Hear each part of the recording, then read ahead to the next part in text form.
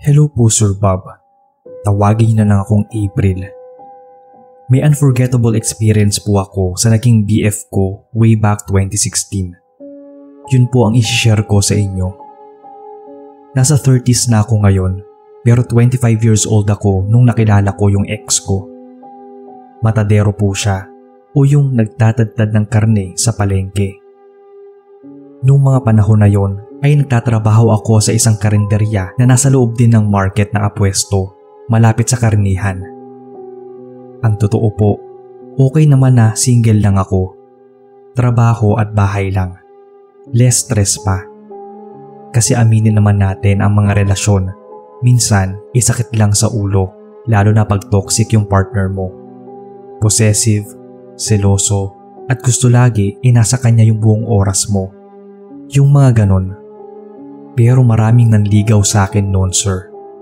Suplada kasi talaga ako at mataray, lalo na pag nasa bahay. Pero dahil kailangan nating maging approachable sa trabaho, lagi akong nakangiti pag nasa karinderya. Lahat pinakikisamahan ko, mula sa mga boss, katrabaho, hanggang sa makukulit na customers. Isa nga sa manliligaw ko nung time na yon ay si Rico. Taga Quezon Province po siya na dumayo sa lugar namin para magtrabaho.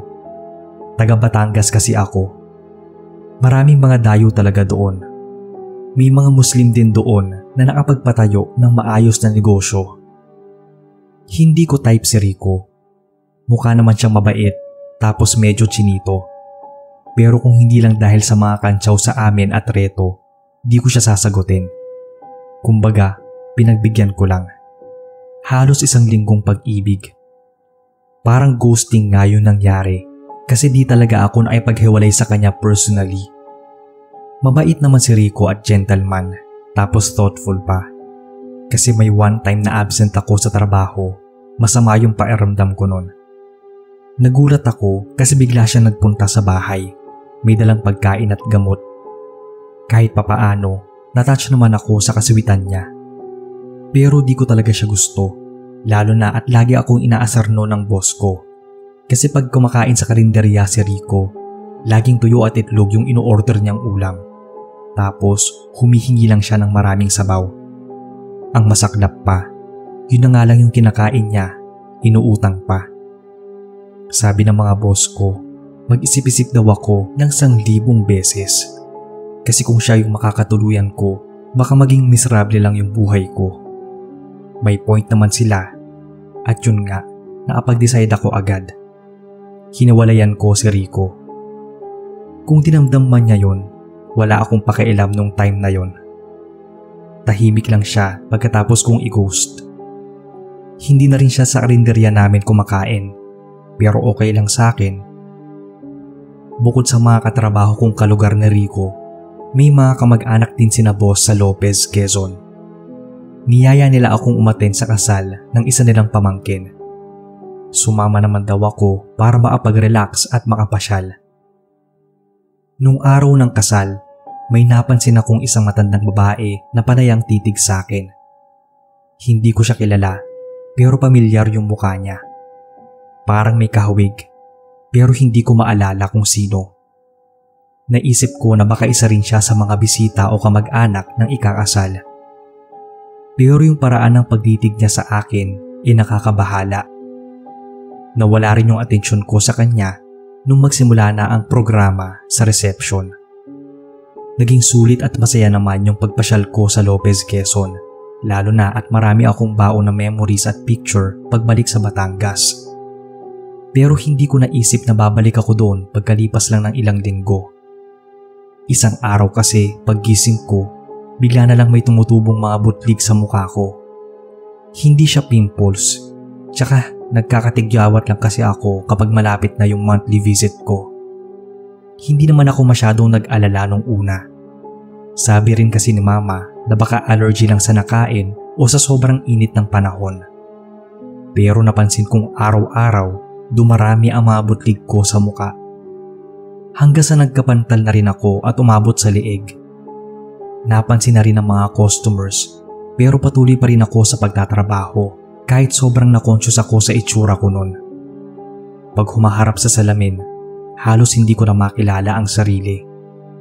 Hindi ako makapaglagay kahit lip tint at pulbo.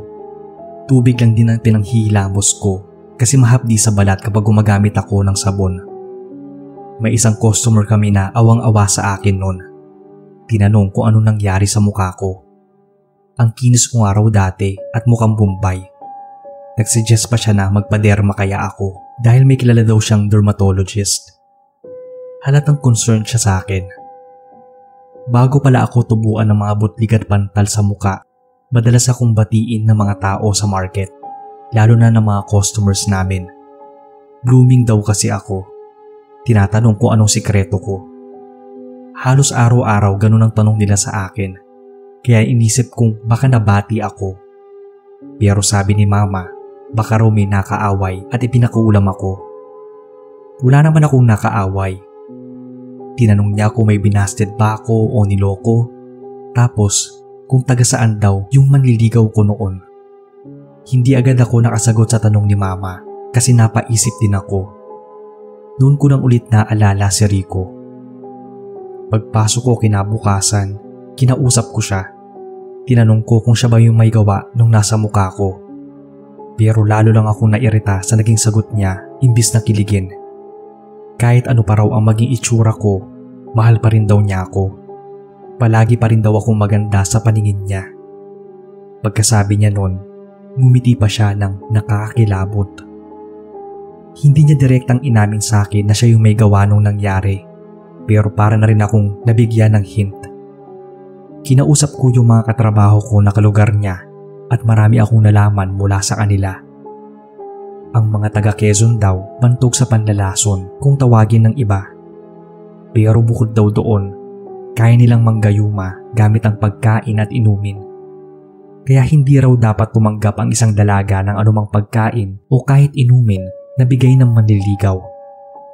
Kaya rin daw nilang magbigay ng sakit sa pamamagitan lang daw ng pagtapik sa balikat, pagakbay at palipad hangin.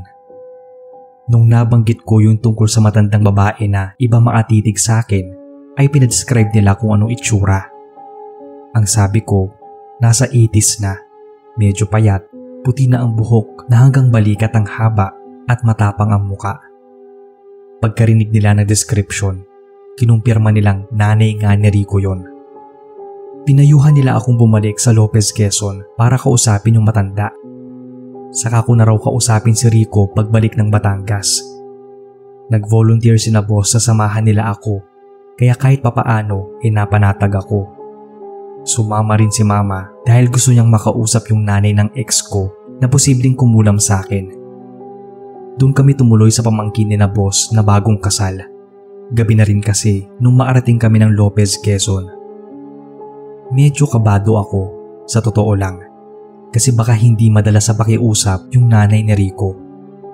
Nakatulugan ko na ang pag-iisip. Maya-maya, naalimpungatan ako. Makati at mahapdi kasi yung muka, as in sobra. Tumakbo agad ako papunta sa may salamin. Bukas naman yung ilaw kaya kita ko yung itsura ko. Napasigaw ako kasi yung mga butlig sa mukha ko biglang nagsilakihan. Halos matakpan na nga yung mukha ko. Mga mata ko na lang ang kita. Nagsisigaw ako sa takot at nag-hysterical. Nagising si Mama nang atabi ko sa higaan. Sina boss naman na nasa kabilang kwarto ay nabulahaw din. Pati yung bagong mag-asawa na may-ari ng bahay. Nagulat din sila at natakot. Iyak ako ng iyak, pero sinabihan ako ni na boss na kumalma lang at magtiwala sa Diyos. Hindi na sila natulog ulit. Nagkape kami at pagkatapos ay umalis na para puntahan yung bahay ni Rico. Mga 5 AM pa lang yata noong umalis kami. Medyo malayo din yung bahay nila. Hindi na kami nagulat, nagising na yung matanda at parang inaasahan na talaga yung pagdating namin. Andun kasi siya sa may bakod nila, nakatayo at para bang sadyang inaabangan kami. Matalim yung mga tingin na ipinukol sa akin ng nanay ni Rico. Sinabihan ako ni na boss na sila na ng pamangkin niya ang makikipag-usap sa matanda. Maiwan kami ni Mama sa labas.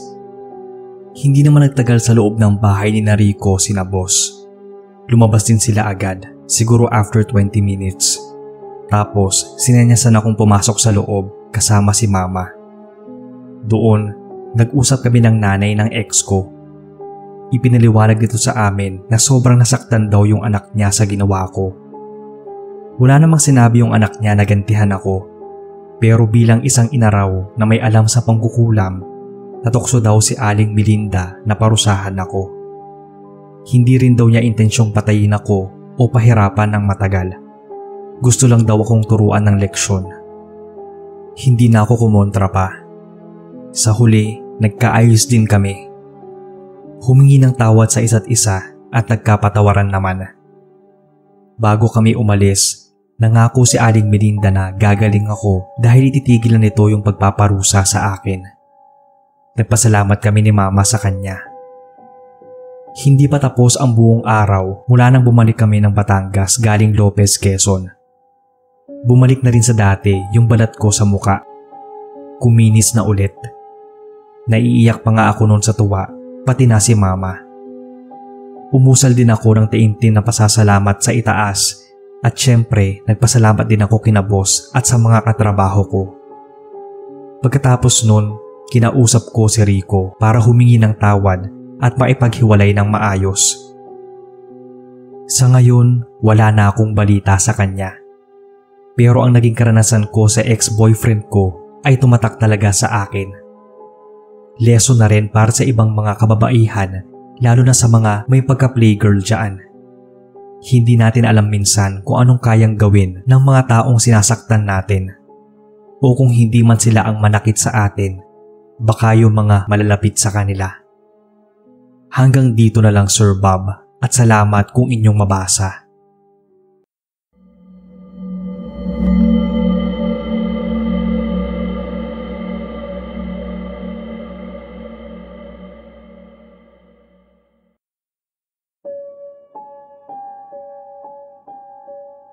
Magandang gabi Sir Bob.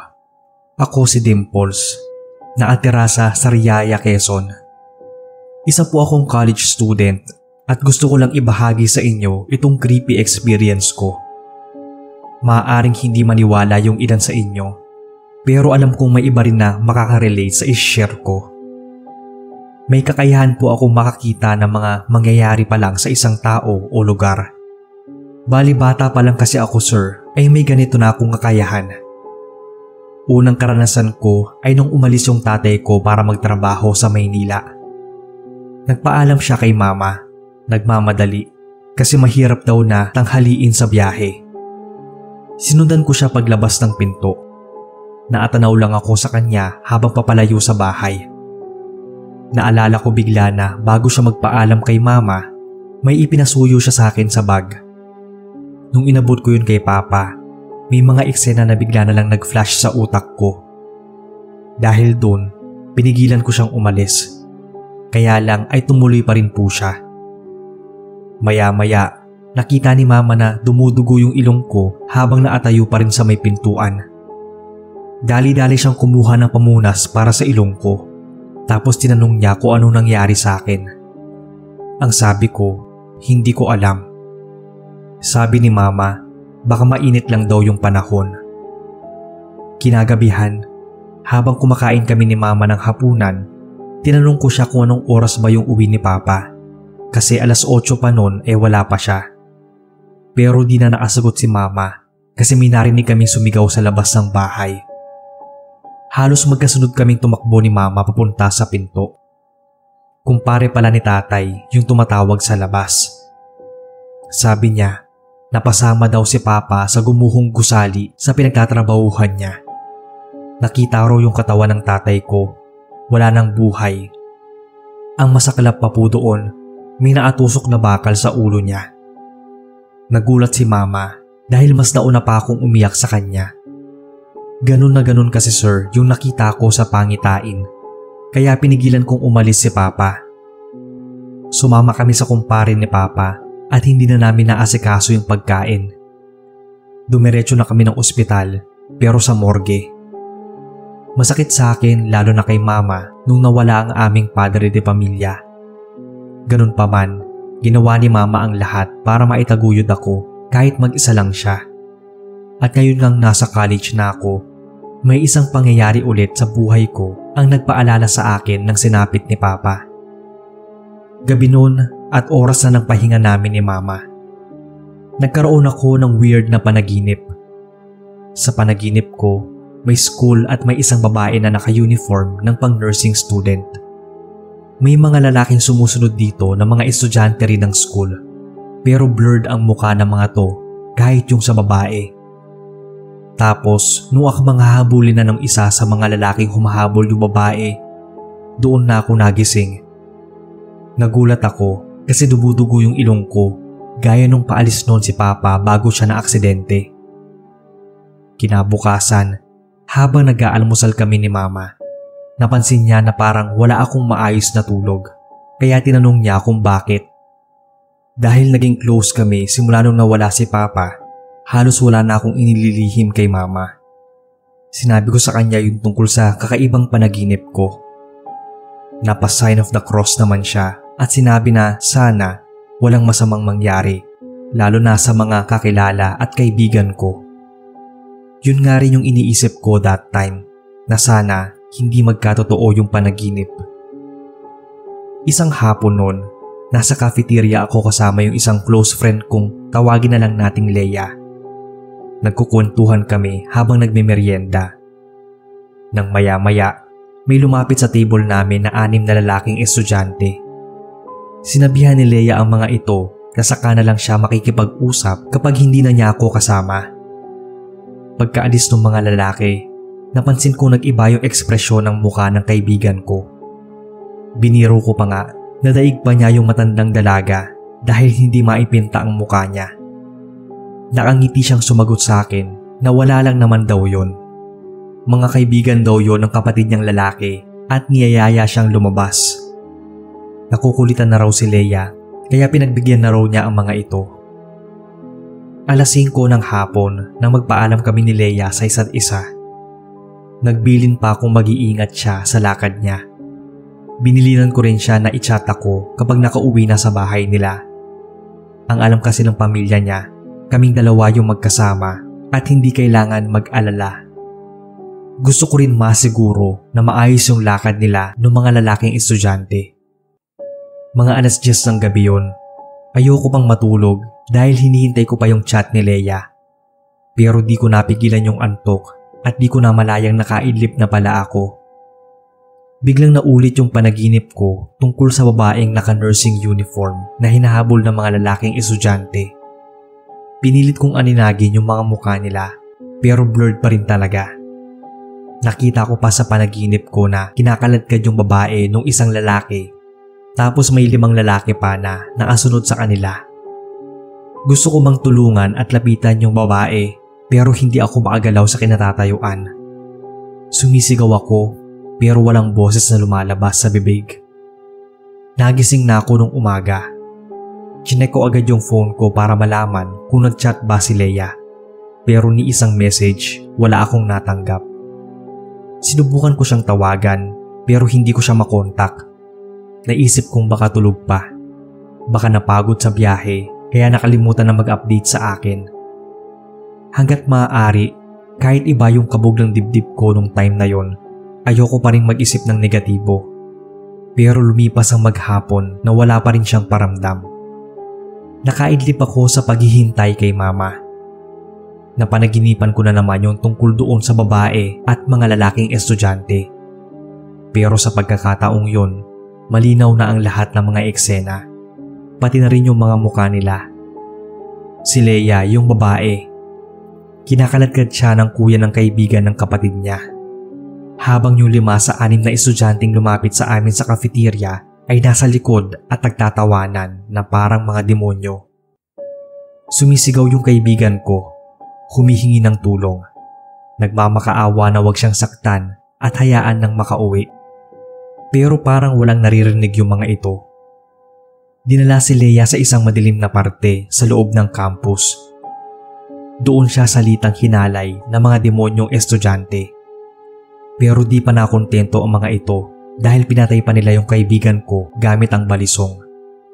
Sinaksak nila ng paulit-ulit si Leia. Ginilitan ang leeg.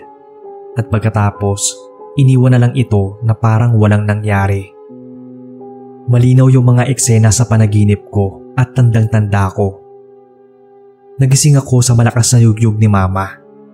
Dumudugo na naman daw yung ilong ko at umiiyak pa habang tulog. Nagulat din ako kasi katabi ni mama yung parents ni Leia. Nag-aalala daw yung mga ito dahil halos isang araw na itong hindi umuuwi. Ang akala nga raw ng mga ito, nagtampo si Leia at naglayas. Pero ang alam nila, kasama ko sa amin si Leia. Hanggang noong oras na yon, wala pa rin yung kaibigan ko. Maya-maya, may mga pulis nang pumunta sa amin para i-report sa parents si Leia na natagpuan na ang bangkay nito sa isang masukal at madilim na parte ng campus. Ayon sa investigasyon, ginahasa muna ito bago pinatay. Nabalita itong insidente sa local news. Halos mawalan ng malay yung mama ni Leia pagkarinig sa sinabi ng pulis. Ako naman, nanlumo dahil wala man lang ako nagawa para matulungan yung kaibigan ko. Hindi ko agad naisip noon na baka siya pala yung nasa premonition ko. E di sana, nailigtas ko pa siya. Kalunos-lunos yung itsura ni Leia. Halos hindi ko siya kayang tignan. Sobrang sakit sa damdamin na makita sa ganoong kalagayan yung kaibigan ko. Laslas ang liig at maraming tinamong sugat sa iba't ibang parte ng katawan, lalo na sa may bandang tiyan at mga pribadong bahagi. Hanggang sa ngayon, sinisisi ko pa rin ang sarili ko sa pagkawala ng kaibigan ko. Hindi ko man lang siya nasabihan ng maaga kung di lang malabo ang mga muka sa panaginip. Pero bakit ba hindi ko agad naisip na siya yon? Sana ay kasabay ko rin siyang mag-graduate. Pero wala, huli na ang lahat. Ngayong taon pala ako gagraduate sa kursong nursing, Sir Bob. Aabangan ko na lang po itong kwento sa channel nyo. More power.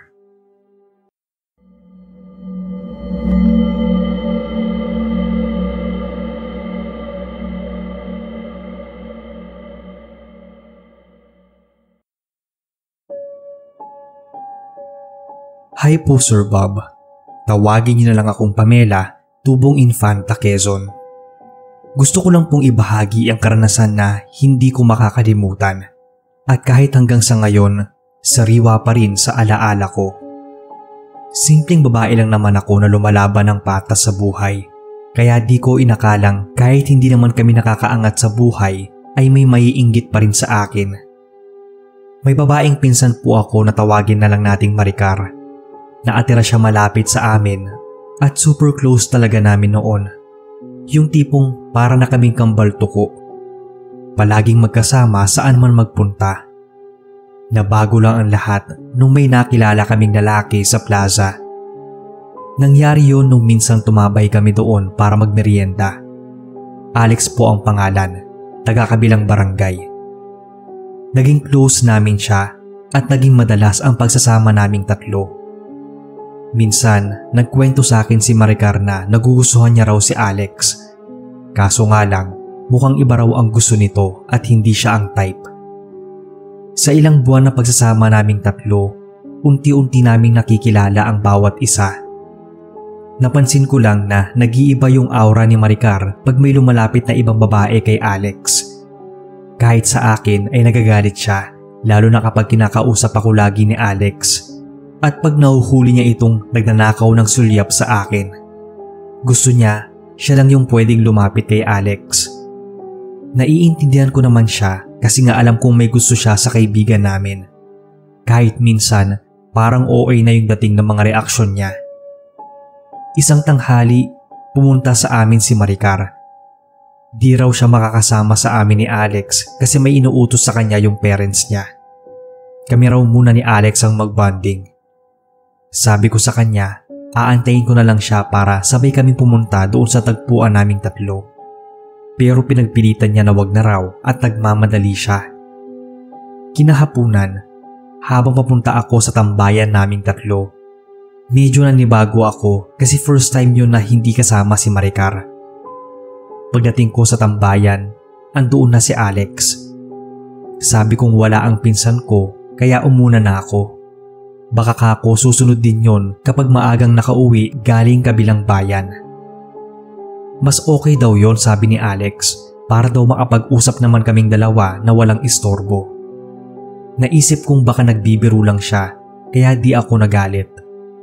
Siyempre, ayoko na ginaganon niya si Maricar. Sabi ni Alex, may nararamdaman daw siya para sa akin na gusto niya ako matagal na. Sinagot ko naman siya na di pwede kasi ayokong magtampo sa amin si Maricar, lalo sa akin. Kasi may gusto siya sa pinsan ko. Sabi niya, di naman daw niya gusto si Maricar kasi nga ako yung gusto niya. Paalis na sana ako sa tambayan nung bigla niya akong hinawakan sa kamay. Tapos tinanong niya kung wala raw ba akong nararamdaman sa kanya. Tumingin ako ng diretso sa mga mata niya at inamin kong matagal na rin akong may gusto sa kanya. Pero dahil nga gusto siya ng pinsan ko, kailangan kong magpaubaya. Nagulat kami ni Alex at sabay pang napalingon nung biglang nagsalita si Maricar mula sa likuran namin. Mga sinungaling daw kami. Paano raw namin siya nagawang traidorin?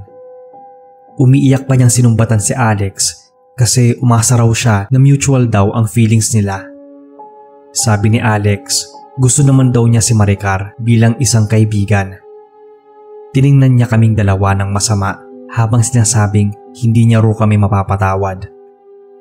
Sir Bob, noong mga panahon na to, mga bata pa talaga kami.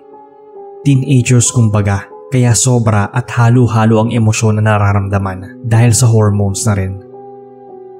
Ilang linggo ang dumaan pagkatapos nung nangyari sa tambayan namin.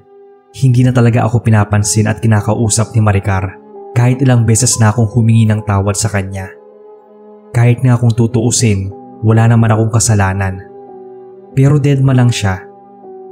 Pagkalipas ng halos isang buwan, nagkasakit ako, sir. Isang umaga, habang nagsusuklay, napansin kong naglalaga sa mga buhok ko. Maya-maya pa, nangangati ang balat ko.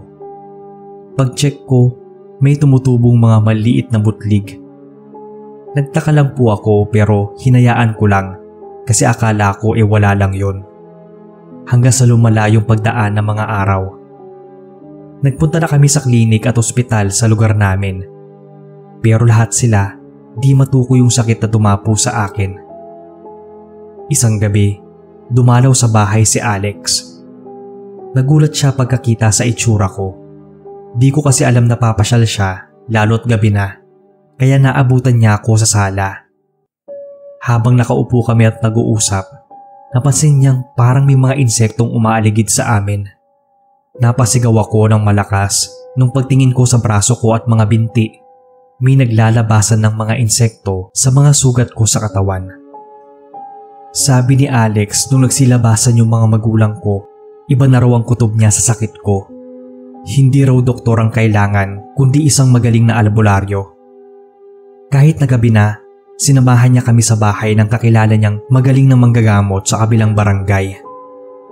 Ang sabi ng manggagamot, tao raw ang may gawa sa akin noon. Taong malapit sa akin na matindi ang galit at nararamdamang inggit. Naalala ko bigla si Maricar. Nagkatinginan kami ni Alex. Ang pinsan ko lang yung posibleng gumawa noon sa akin. Ang sabi pa niya, minsan daw ay nakita niya si Maricar na hating gabi na yon. Naatitig sa buwan yung pinsan ko at parang may inuusal sa hangin. Hindi naman daw niya narinig dahil mahina lang yung boses nito. Nagulat pa raw siya nung biglang bumaling yung tingin sa kanya ng pinsan ko at nahintakutan siya nung makitang nanlilisik ang mga mata ni Maricar. Naalala ko bigla yung huling pag-uusap naming tatlo sa tambayan. Sabi pa ng manggagamot, kailangang maagapan agad ang pambabarang sa akin dahil kung hindi ay ikamamatay ko yon. Pinuntahan ni na Inay at Alex yung bahay ni na Maricar pero wala silang naabutan doon. Walang maapagsabi kung saan nagpunta yung babaeng yon. Wala kaming naisip na ibang paraan kundi ibalik rin yung sumpang binigay sa akin. Ginamot ako ng albularyo. Napagaling niya ako kaya halos napaiyak kami ni na Inay at Alex sa sobrang tuwa. Pero kasabay nun ay ang pagkakaroon ni Maricar ng sakit nang gaya nung ibinigay niya sa akin. Sabi ng albularyo, lahat ng kulam o barang ay may balik sa taong gumawa at nagbigay nito, lalo na kung malalabanan ng gaya niyang mahusay na sa larangan ng panggagamot. Mas doble pa raw minsan ang balik sa taong nagpataw ng sumpa. Napaluha na lang ako kasi di ko akalaing magagawa sa akin yun ng pinsan ko nang dahil lang sa lalaki. Hindi nagtagal, ibinalita sa amin ng isang nakilala na nagkasakit si Maricar, na sa kalaunan ay napag-alaman nilang binabarang pala ito. Pero hindi alam sa lugar namin na binarang ako ng pinsan ko. Kaya ibang version ang kinalat na chismis ng mga marites, na kesyo baka may nakaaway daw ng matindi si Maricar. Isang gabi, bumisita sa bahay namin si Tita Lita, nanay ni Maricar. Humingi ito ng pasensya sa nangyari sa akin. Wala pala siyang kaalam-alam tungkol sa nangyari sa aming magpinsan. Saka na lang daw niya nalaman nung nagkasakit na si Maricar. Nagmakaawa si Tita Lita na puntahan ko yung anak nito para makapag-usap kami ng maayos at magkapatawaran. Pumayag naman ako kasi sa kabila ng lahat, hindi ko pa rin nagawang magalit ng todo sa pinsan ko. Pumunta kami ni Alex sa bago nilang nilipatang bahay. Nakita ko si Maricar na sobrang nakakaawa ang kalagayan. Halos kalbo na at iba na rin ang amoy niya dahil sa mga sugat sa katawan. Napaiyak pa nga ako sa sitwasyon niya. Lumapit ako. Kita ko ang lungkot at pagsisisi niya. Maya-maya, umiyak siya at humingi ng tawad sa ginawa niya sa akin. Hindi ko naman yun ipinagkait sa kanya. Pero pagkatapos nun, halos kakaalis lang daw namin ni Alex. Ayon kay Tita Lita ay binawian na ng buhay si Maricar. Sobrang lungkot at medyo nagilty ako dahil sa nangyari sa pinsan kong yon. Naisip ko nga siguro kung hindi namin nakilala si Alex ay baka close pa rin kami at hindi mangyayari to. Pero hindi ko naman sinisisi si Alex dahil sa nangyari. Kung maibabalik ko lang yung panahon, mas pipiliin ko ang pinsan ko. Hanggang dito na lang, Sir Bob. Sana ay mabasa at mapili mo tong kwento para ibahagi sa inyong channel. Maraming salamat po.